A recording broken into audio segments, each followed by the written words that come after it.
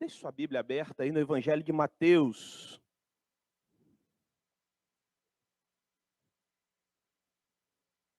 A partir do capítulo 27, por gentileza.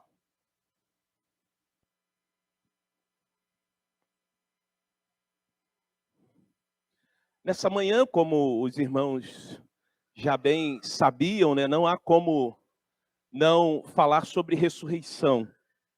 Até porque estamos aqui no culto da ressurreição, para celebrarmos a ressurreição de Cristo.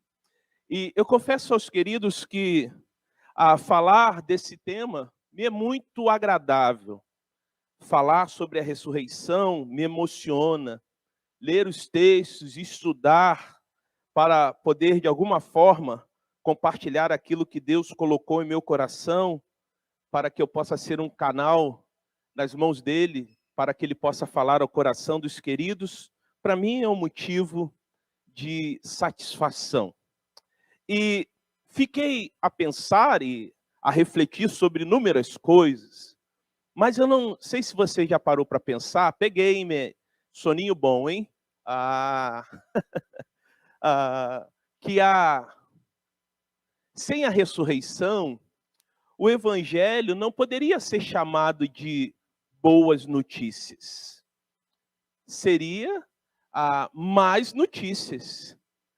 Que Cristo morreu e não ressuscitou. Não é verdade? Mas o Evangelho são boas notícias. E dentre essas boas notícias é que o Verbo se fez carne e habitou entre nós, viveu aqui durante 33 anos e alguns meses entre nós, construiu o seu ministério, implantou o reino de Deus, e aí foi traído, condenado injustamente e crucificado. Mas ao terceiro dia, ele ressuscitou. Nós pregamos e anunciamos o Cristo que esteve morto, mas agora está vivo. E não um Cristo que está vivo ou que esteve vivo, mas agora está morto. E olhando para esse momento tão significativo, e olhando para cada evangelista, porque cada evangelista traz uma informação ao longo dos 4 evangelhos, eu vou pedir a sua paciência, a sua atenção para me acompanhar em vários textos que, na sua grande maioria, vão estar nos evangelhos. Desde o evangelho de Mateus, evangelho de Marcos, evangelho de Lucas, que são denominados evangelhos sinópticos, aqueles parecidos, mas também o evangelho de João. E eu entendo que é importante, antes de chegarmos ao domingo da ressurreição, que é o que nós estamos celebrando, e até mesmo o culto, sendo às 6 horas da manhã, é para tentar contribuir para que a nossa memória, para que o nosso intelecto consiga visualizar da melhor forma possível, e o nosso coração consiga absorver essa mensagem de que Cristo ressuscitou ao terceiro dia, e quando aquelas mulheres foram até lá e encontraram a tumba, lembre-se que o sepulcro era feito numa rocha, né? Então se colocava o corpo, se cavava ali, geralmente era uma rocha de calcário, se cavava ali, fazia-se uma mini caverna, e se colocava então o corpo daquela pessoa envolta, geralmente eram panos de linho, e depois rolava-se uma pedra muito pesada, em que no mínimo 5 homens eram necessários para tampar aquela tumba ou aquele sepulcro. Mas antes de chegar ao domingo, eu gostaria de rapidamente fazer uma breve retrospectiva, a começar pela sexta-feira. Porque a crucificação de Jesus se deu numa sexta-feira. Sua morte, o tetelestai, que é o está consumado, aquele brado de Jesus na cruz do Calvário, ele que foi crucificado entre 2 homens, entre 2 malfeitores. Antes do Cristo que estava na cruz, então, ou na sexta, que se deu o momento em que Jesus, então, deu aquele brado, mas não foi um brado de derrota, foi um brado de vitória. Tetelestai, está consumado. Antes do pôr do sol, porque no calendário judaico, é importante que você tenha em mente, porque às vezes a gente se confunde. Mas, pastor, se Cristo morreu na sexta, então não deu 3 dias, porque domingo, sábado e domingo. Lembre-se que no calendário judaico, o dia ia do pôr do sol a outro pôr do sol. Então, Cristo morreu na sexta-feira, antes do pôr do sol. Por isso, aquela correria, e até mesmo os soldados, quando se dirigiram até a cruz onde Jesus estava crucificado, para apressar a sua morte, porque, segundo a lei judaica, não poderia ter ninguém no madeiro, preso ao madeiro, quando se adentrasse ao sábado, e o sábado já estava próximo de surgir, porque ao cair do sol já se iniciava um novo dia, então é o sábado. Então Jesus ressuscitou ao terceiro dia, porque ele morreu na tarde de sexta-feira, sexta, sábado e no domingo. Então, eles constataram, ou foi constatado, que o corpo dele não mais estava na tumba. Então, voltemos à sexta-feira. E há algo muito significativo na sexta-feira, quando olho para os personagens que estavam ao redor de Jesus. Estava ali Maria Madalena e Maria. Elas estavam presentes junto à cruz. E também quando puseram Jesus no sepulcro. Veja lá, Mateus capítulo 27, versos 55 e 56, por favor. Depois deixa aberto aí, porque nós vamos ler alguns versos do capítulo 28, daqui a pouco. Mas veja bem, essas mulheres, elas não apenas estavam com Jesus quando ele estava pregando, anunciando, mas também estavam junto à cruz, quando ele foi crucificado. E elas também contribuíram para colocar o corpo dele no sepulcro. Diz lá, Mateus capítulo 27, versos 55 e 56. E estavam ali, olhando de longe, muitas mulheres que tinham seguido Jesus desde a Galileia para o servir. Vale ressaltar que eram essas mulheres, ou alguma dessas mulheres, que também contribuíram financeiramente no ministério de Jesus, ou para o ministério de Jesus. Mas continuemos, veja o verso 56. Entre as quais estava Maria Madalena. Mas havia uma outra Maria, Maria, mãe de Tiago e de José. Então, dentre os discípulos, haviam 2 Tiagos, que eram os filhos de Zebedeu, que eram denominados filhos do trovão, apelido dado por Jesus, mas também havia o Tiago, filho de Alfeu, e a mãe dele estava ali.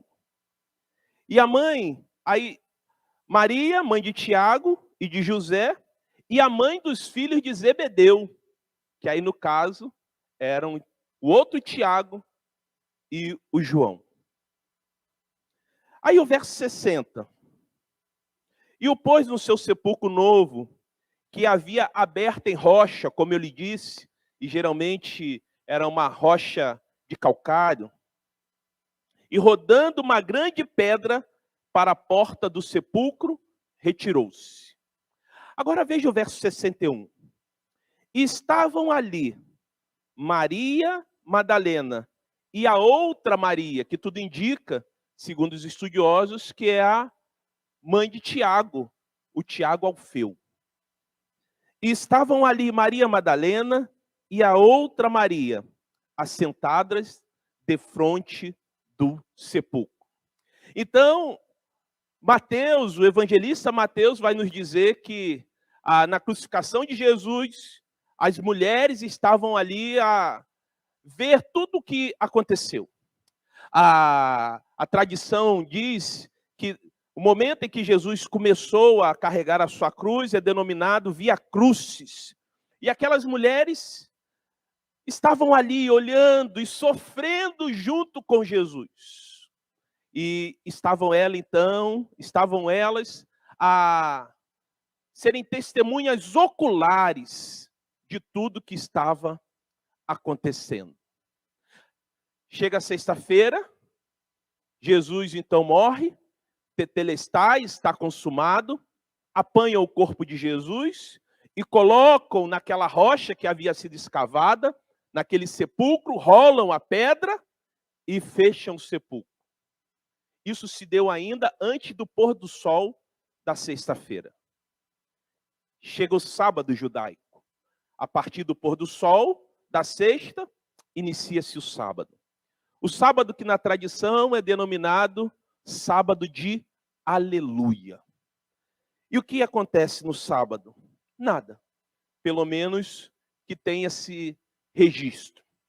No sábado, eu diria que foi um dia de tristeza, de muita tristeza, um dia de decepção, porque aquele a qual muitas pessoas haviam depositado a sua confiança, haviam depositado suas vidas nas mãos dele, estava morto, e agora o que fazer?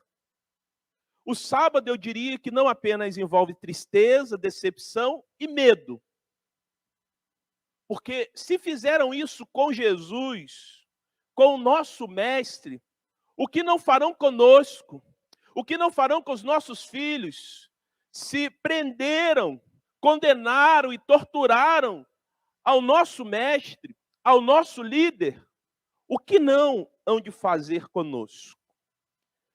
Mas também para alguns, o sábado era um dia de grande expectativa. O que há de acontecer? Talvez, para muitos poucos, a expectativa de que Jesus ressuscitasse. Sexta, crucificação. Sábado, tristeza, decepção, medo, mas expectativa. E chega então o domingo.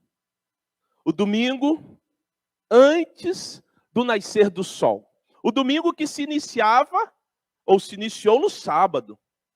No sábado após o pôr do sol. Mas o domingo. No domingo antes do sol nascer. Aquelas mulheres que o texto diz que a começar por Maria Madalena. Depois Maria, mãe de Tiago. Depois Maria, mãe dos filhos de Zebedeu. No sábado, aquelas mulheres se reúnem. Se reúnem para ir ao sepulcro. Para fazer o quê? Ele está morto. Talvez a esperança de muitas ali, ou daquelas que ali estavam, também morreu. Mas elas precisavam terminar o serviço. Que serviço? De preparar o corpo de Jesus. Porque como ele morreu muito próximo ao sábado, então alguns homens importantes, como José de Arimateia e Nicodemos, solicitaram a Pilatos que pudessem retirar o corpo de Jesus do madeiro. E assim foi autorizado, e talvez até tiveram que pagar para fazer isso as autoridades romanas. Mas então, se preparou o corpo de Jesus muito rápido, se envolveu ele com tecido de linho, colocou algumas especiarias e colocaram ele logo dentro, o corpo dele logo dentro do sepulcro. Mas na tradição judaica, não era assim tão rápido que as coisas aconteciam. Elas estavam ali porque na tradição judaica era então o corpo de uma pessoa que havia ido a óbito era envolto no tecido de linho, e um tecido até de um certo valor. e se gastava mais ou menos de especiarias para embalsamar o corpo, de 35 a 50 quilos de especiaria. Então, elas estavam ali para acabar de preparar o corpo de Jesus com uma mistura de resina feita de especiarias. Aquelas especiarias com um cheiro, uma fragrância muito forte, era para disfarçar o cheiro da decomposição do corpo humano. Porque depois de um ano, então, aquela tumba, aquele sepulcro era aberto, ou a pedra era rolada, e se apanhavam, então, os ossos daquela pessoa que estava ali enterrada. Mas algumas coisas interessantes aconteceram nesse momento em que aquelas mulheres saíram bem cedinho, no domingo, onde o milagre já havia acontecido, onde a ressurreição já havia acontecido, mas elas não sabiam. Havia algumas questões que habitavam a mente daquelas mulheres. Quais eram? Bom, o Evangelho de Marcos vai dizer que havia uma preocupação. Depois você veja com calma em casa, mas Marcos 16:3, havia preocupação de quem iria rolar a pedra do sepulcro.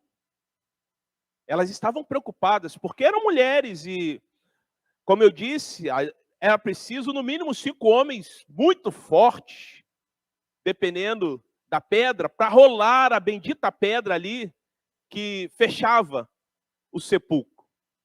Elas estavam preocupadas. Quem há de remover? Marcos 16:3 diz: diziam umas às outras, quem nos removerá a pedra da entrada do túmulo? Somos nós aqui, mulheres, temos muita disposição, mas a força não é capaz, a nossa força junta, reunidas, não há de ser capaz de fazer com que a gente consiga rolar a pedra que tampava o sepulcro.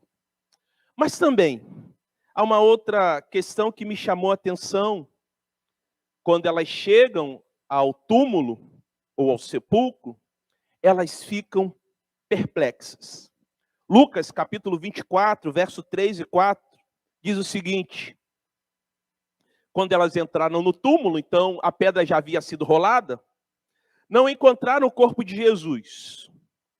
Aí o verso 4 diz assim: enquanto estavam ali, perplexas, 2 homens apareceram, vestidos com mantos resplandecentes. E aí, queridos, eu fiquei a pesquisar sobre essa palavra no original grego, perplexas. O que isso quer dizer? Elas ficaram boquiabertas. Mas essa palavra no original, perplexas, quer dizer perdidas no caminho. Sabe quando você fica assim, sem saber para onde vai? Sem saber se anda, se para, se vai para frente, se vai para trás, se vai para a esquerda, se vai para a direita. Como no nosso vocabulário, ficaram como que baratas tontas. O que fazer? É essa a palavra usada aqui. Elas ficaram perdidas. E agora? Ele não está aqui, ou melhor, o corpo dele não está aqui.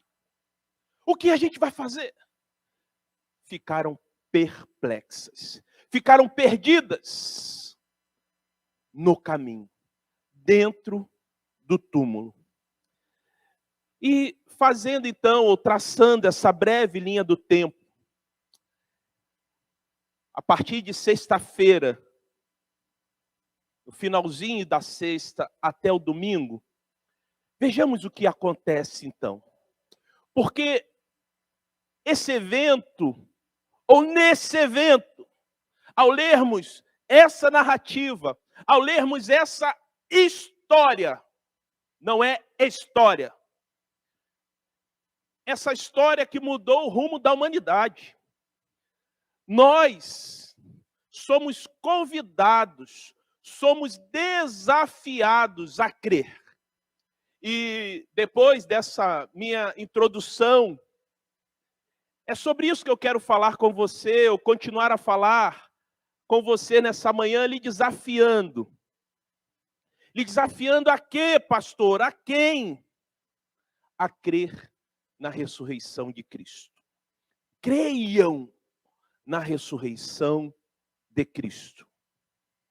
E a partir desse tema, quero extrair 3 lições valiosas. A começar por Mateus, capítulo 28, do verso 1 ao 10. Por favor, me acompanhe. Esse é um dos textos base.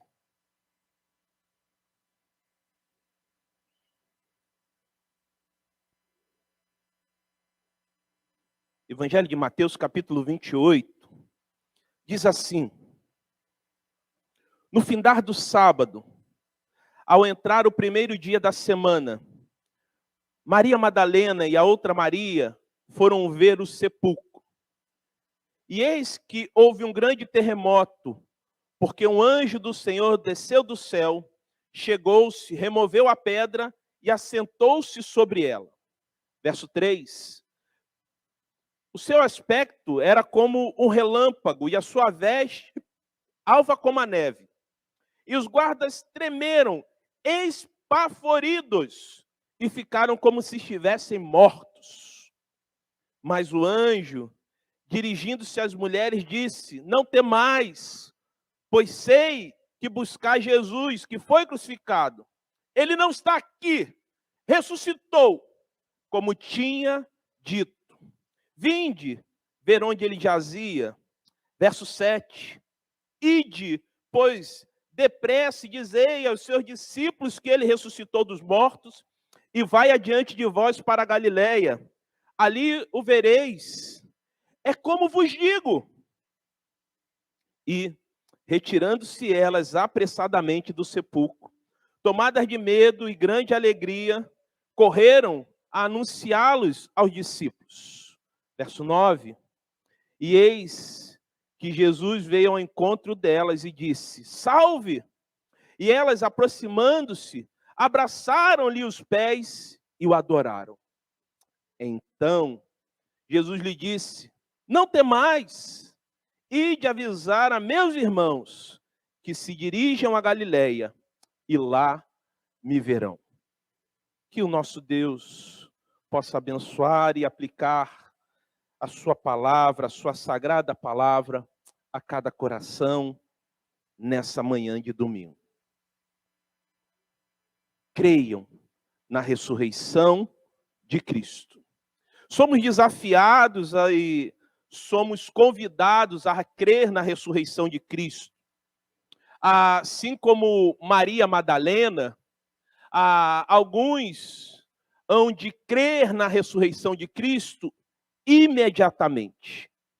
Ao ouvir sobre a ressurreição, alguns vão trazer à memória o que Jesus já havia dito, o que Jesus já havia anunciado, já havia antecipado, já havia proclamado várias vezes durante o seu ministério. A ressurreição de Cristo não deveria ser surpresa para os discípulos.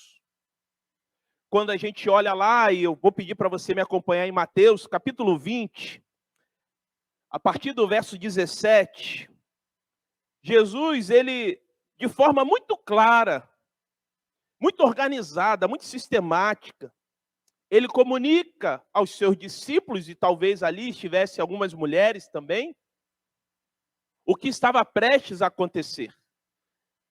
Então não foi por falta de aviso.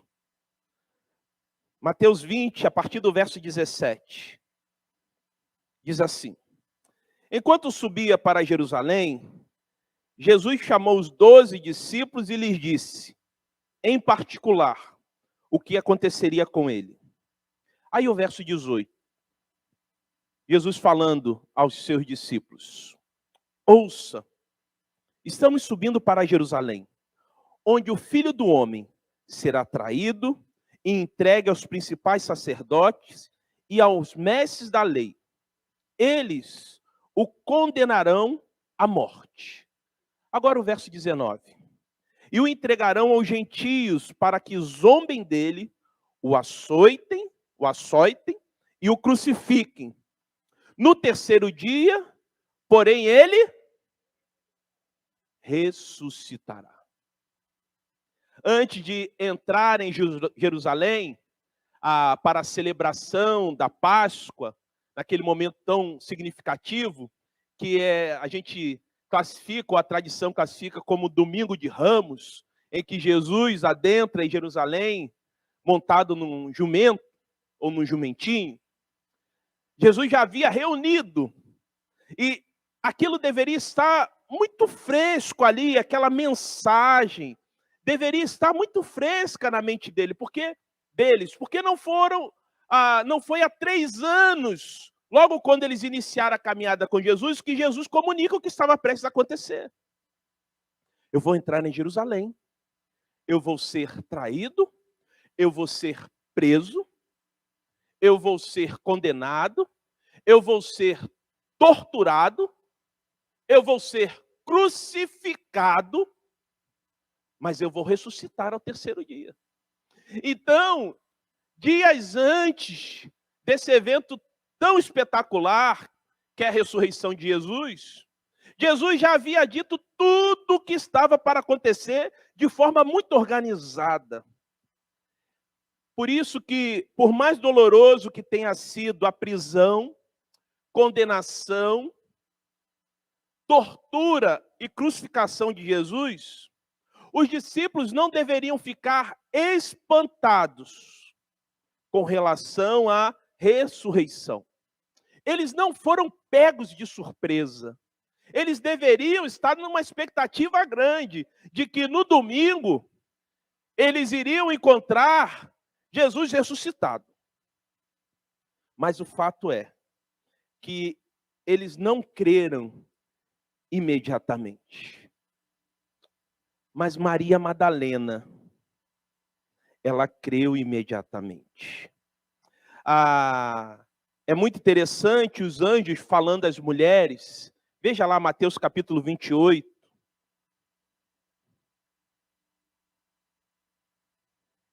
O verso 7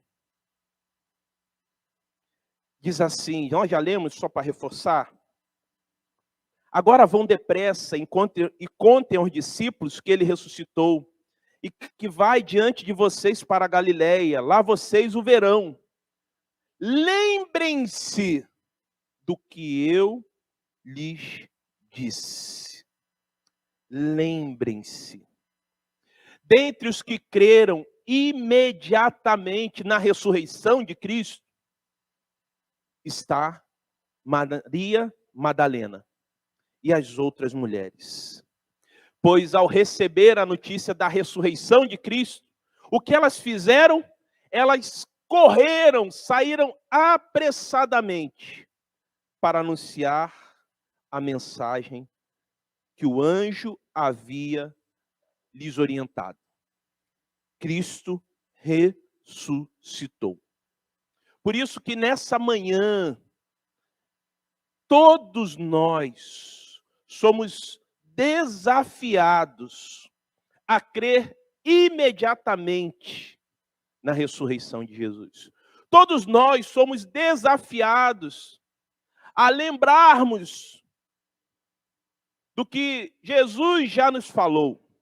Não apenas a título da ressurreição, mas tudo aquilo que ele já ministrou no nosso coração, tudo aquilo que ele já nos prometeu e que ainda não se cumpriu. Mas se ele prometeu, há de se cumprir. Se ele disse, há de acontecer. Esse é o desafio. Ou esse é o convite de Jesus a todos nós nessa manhã. A crer sem titubear. A crer sem pestanejar. A crer imediatamente. Mas continuo. Porque na narrativa da ressurreição de Jesus, tem outros personagens muito interessantes. Mas alguns creram por meio de provas indiretas. Alguns, como Maria, Madalena e Maria, ou as outras mulheres, creram de pronto. Outros precisaram de provas indiretas. Alguns duvidaram da ressurreição de Jesus, mas quando receberam mais informações e quando foram até o sepulcro, chegaram à conclusão que Jesus havia ressuscitado. Quem é um desses personagens? Um dos filhos de Zebedeu. Quem é? Tiago ou João? João. Veja lá o Evangelho de João, capítulo 20, verso 8 e 9. Enquanto você abre, deixa eu rapidamente falar o contexto desse texto.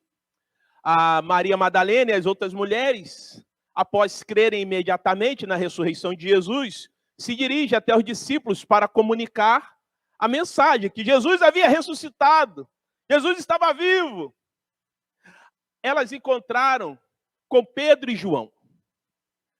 E aqueles dois homens, como crianças que nós temos aqui, que gostam de correr para cima e para baixo para cima, eles saíram a correr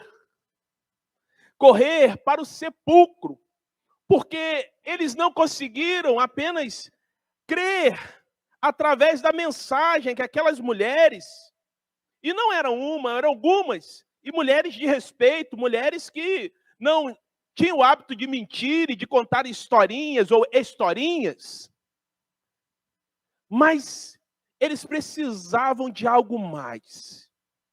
E assim o fizeram. É muito interessante, eu fico imaginar, Léo, como se deu, imagine dois adultos como nós, sairmos correndo em direção a algum lugar. A gente vai correndo para a mesa daqui a pouco do café, né? Vai dar briga. Mas eles saíram correndo, dois marmanjos, correndo em direção ao sepulcro. E veja lá o que João registra, do verso 8 e 9, de João capítulo 20. O discípulo que havia chegado primeiro ao túmulo também entrou. Quem é esse discípulo? É o João. Ele chegou primeiro. Pedro não era tão bom de corrida quanto João. Ele chegou e entrou. Mas como está o seu texto aí? Vê se está igual ao meu. Vê se a ordem é essa. Ele entrou, ele viu e ele o quê? Creu. Ele entrou, correu, entrou, viu, porque na verdade não viu o corpo. Alguns vão dizer que ele viu ali, foram as faixas de linho que estavam envoltas, e alguns estudiosos vão dizer que estava tudo muito bem organizado, tudo bem direitinho, como se ali estivesse ou havia estado um corpo envolto. Ele correu, ele entrou, ele viu e ele creu. Precisou de uma prova indireta. João não viu de imediato o Cristo ressuscitado, mas ele creu que Jesus havia ressuscitado. Me chama muito a atenção, porque somente ao registro de que João creu, ao registro que Pedro chegou depois, mas não está lá que Pedro, assim como João, também creu. Também acreditou que Jesus havia ressuscitado. Alguns são desafiados a crerem na ressurreição de Jesus, mas não conseguem imediatamente. Isso se dá através de provas indiretas. Foi o caso de João. Mas também fiquei a pensar que o apóstolo Paulo pregou sobre a ressurreição de Jesus, anunciou que Cristo morreu, mas ressuscitou. Ele também desafiou os seus leitores ou os seus ouvintes a crerem na ressurreição de Jesus por meio de provas indiretas. Veja lá 1 Coríntios, capítulo 15, do verso 4, a partir do verso 4 até o 9.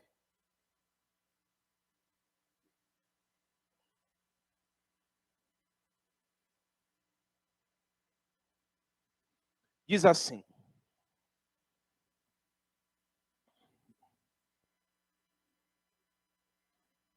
1 Coríntios, capítulo 15, a partir do verso 4. Está assim registrado.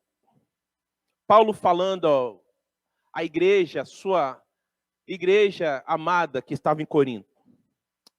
Ele foi sepultado e ressuscitou no terceiro dia, como dizem as Escrituras. Aí veja só as provas indiretas que Paulo vai apresentando. A partir do verso 5. Apareceu a Pedro e mais tarde aos 12.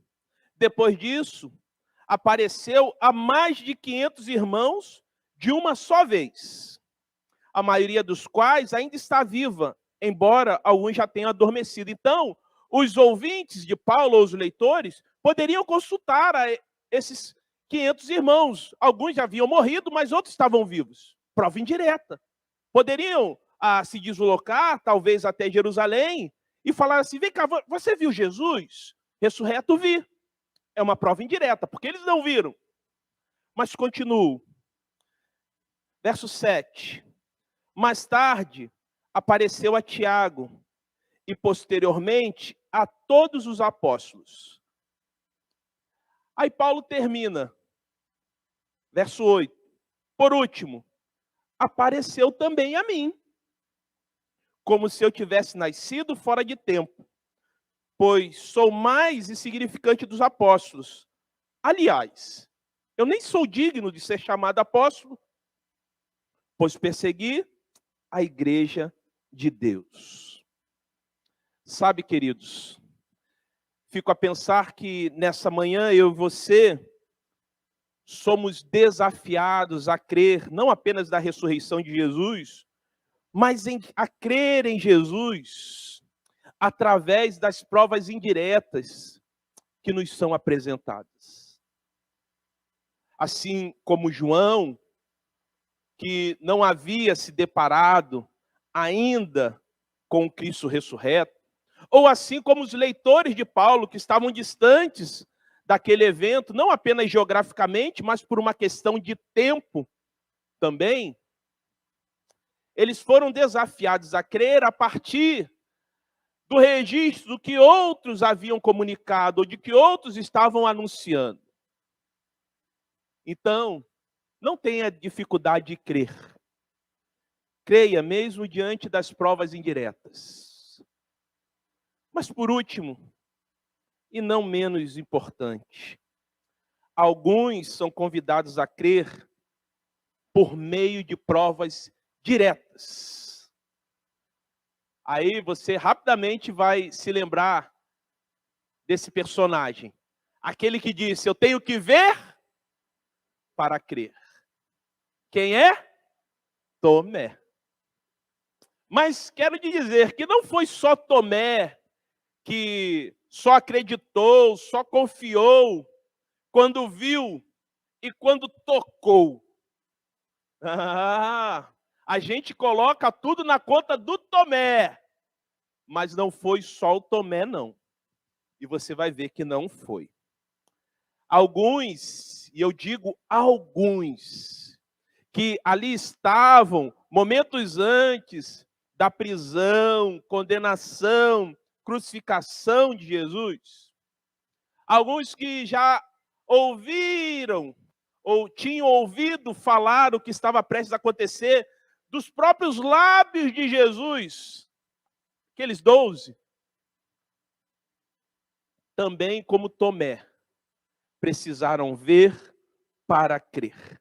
Precisaram constatar com a sua própria visão. Os discípulos, e eu fico a imaginar, eram homens comprometidos e respeitadores. Mas os discípulos, quando ouviram Maria Madalena e as outras mulheres falarem que Cristo havia ressuscitado, sabe qual foi a reação deles? Veja lá Lucas, capítulo 24, verso 10 e 11. Evangelho de Lucas, capítulo 24. Verso 10 e 11. Diz assim, olha. Maria Madalena, Joana, Maria mãe de Tiago e as outras mulheres que as acompanhavam relataram tudo aos apóstolos. Relataram tudo. Agora veja o verso 11. Olha só qual foi a atitude deles. Para eles, porém, a história pareceu absurda. Ou algumas versões pode estar parecer um delírio. Ou outras versões podem estar assim, parecer uma loucura. E não o quê? E eles fizeram o quê? Ou não fizeram? Não creram. Eles não acreditaram nelas. Então foi só o Tomé que precisou ver para crer? Os outros discípulos também. Com exceção talvez de João, que já havia ido correndo lá ao sepulcro, e quando ele correu, ele entrou, ele viu e creu. Mas os outros, quando as mulheres chegaram, eles acharam aquilo absurdo. Acharam que elas estavam delirando. Acharam que elas estavam loucas.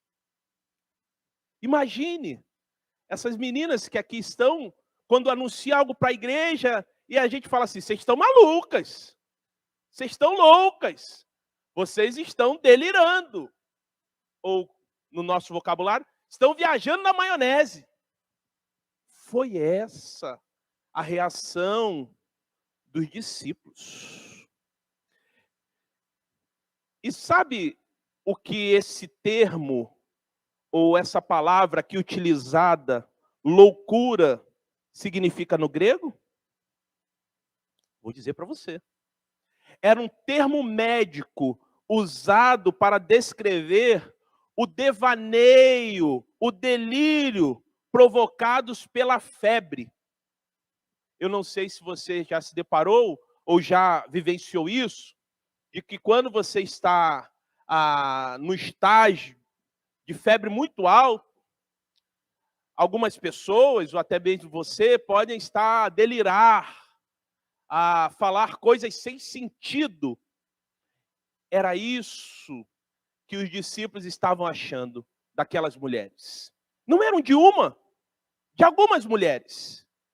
Elas estão delirando, elas estão com febre. Como a gente costuma brincar às vezes.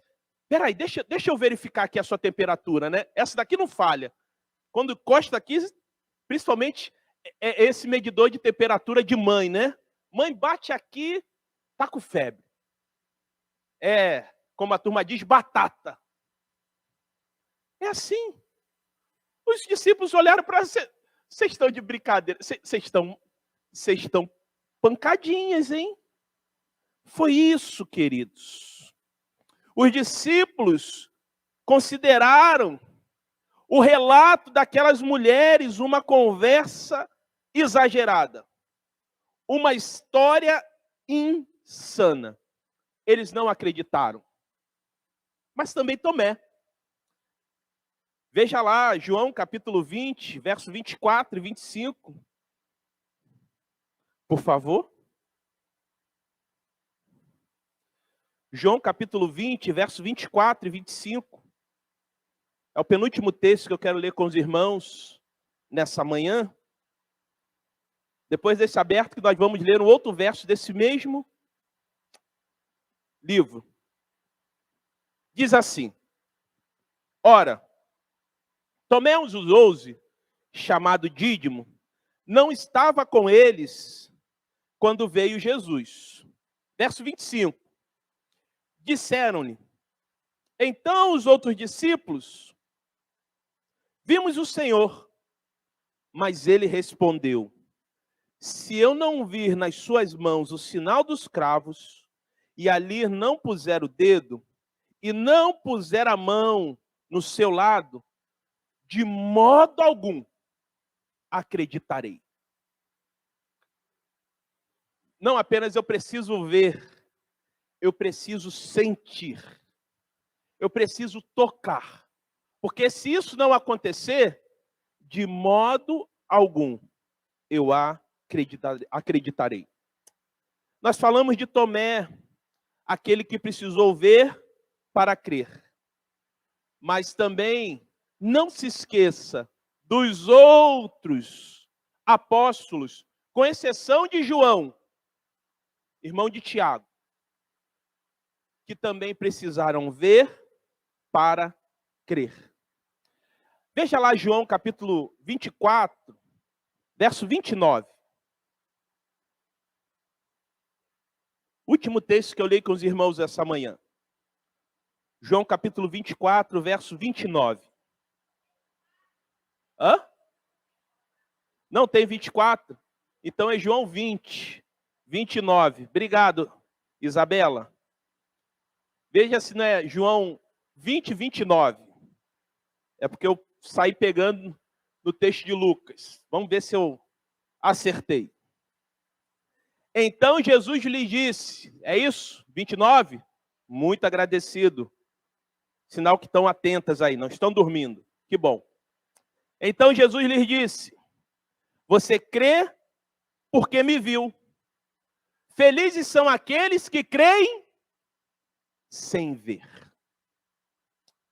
Felizes são aqueles que creem sem ver. João capítulo 20, verso 29. Sabe, queridos, eu fiquei a pensar, isso foi muito interessante, quando nós tivemos um encontro lá com as crianças. Conte-nos o que você tem lido e ouvido, e semana que vem nós vamos estar lá batendo um papo com eles. E fiquei extremamente surpreso e feliz, porque é uma turma muito inteligente. E nós estávamos falando sobre crer e chegamos a algumas conclusões. Se nós conseguimos crer em coisas que nós não visualizamos, que estão presentes no nosso dia a dia, qual é a dificuldade de crer na ressurreição ou de crer em Cristo? Pastor, seja mais claro, sim. O exemplo que nós utilizamos lá foi o oxigênio. Eu acredito, irmãos, apesar de não ser um especialista em química, que ninguém que está aqui está vendo o oxigênio. Eu acho que não é possível visualizar o oxigênio a olho nu. Mas o oxigênio não está presente aqui? Sim ou não, irmãos? Não está? Está. E qual é a prova de que está? Que nós estamos respirando. Nós estamos vivos. Se conseguimos crer em coisas que não visualizamos, como oxigênio, como ar, né? Por que não crer na ressurreição de Jesus? Por que não crer na palavra de Jesus? Por que não entregar-se integralmente, incondicionalmente a Jesus?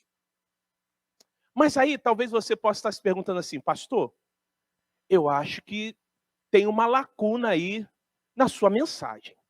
Porque o Senhor falou que nós somos desafiados a crer na ressurreição de Jesus, e alguns creram imediatamente, como Maria Madalena. Alguns creram através de provas indiretas, que foi o caso de João.